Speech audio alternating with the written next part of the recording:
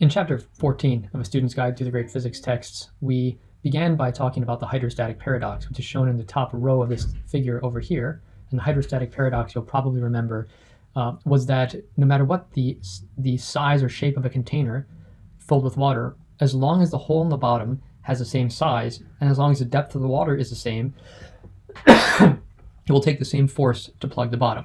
So as I've been promising, Pascal's principle is going to give us a way of understanding why this is true. So why does that hydrostatic paradox hold?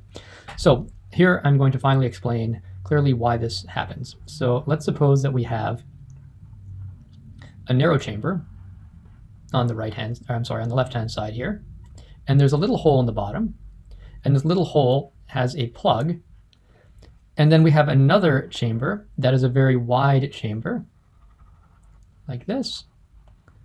And on the bottom, we have the exact same size hole, and there's a plug in it also.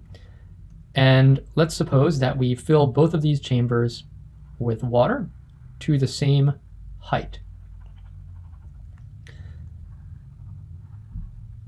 And what I want to demonstrate now is that provided these are filled to the exact same height, the force that's required to plug the bottom is going to be the same in both cases. In other words, there will be a force pushing down here on the left-hand side, I'll call this force 1 prime, and a force pushing down on the right-hand side, I'll call this force 2 prime, and I want to demonstrate that these two forces are the same, that F1 prime equals F2 prime. In other words, if I were to try to overcome this force, and if I were to overcome this force, that is maybe to balance those two forces, I suppose would be better to say, then I would need to use the exact same force. So how is this? So can we demonstrate that this is true? Okay, so in order to do this, let me draw a few more lines here. So let's suppose that the cross-sectional area of this one is A, and likewise the cross-sectional area of this one is A. But the diameter of this one, this larger tube, we'll call that, the area of that one is A2, and the area of this one is A1. And how I want to do this is I want to imagine, let me draw another line right here that's a suggestive line, right there, and also right here. And I want you to imagine that this and this are openings into a chamber full of fluid just below them. So this right here can be thought of as a little fluid-filled chamber, and this right here can be thought of a fluid-filled chamber. And this chamber on the left has an opening at the bottom with area A1, and an opening at the top with, an area A, and an opening on the top of area A1. And this fluid-filled chamber right here has an opening at the top with area A2, and an opening at the bottom with area A. And what I want to do is I want to demonstrate, I want to find out what the ratio F1 prime to F2 prime is. So what is that ratio?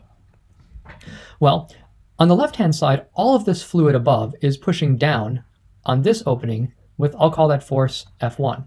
And all this fluid up here is pushing down on that opening with a force F2. Okay, so let's first consider the left-hand side here. Well, the left-hand side, if we think of this right here, this region, as being a fluid-filled chamber with two openings, then this obeys Pascal's principle. In other words, F1 prime over A is equal to F1 over A1. That is, this force divided by that area is equal to this force divided by that area.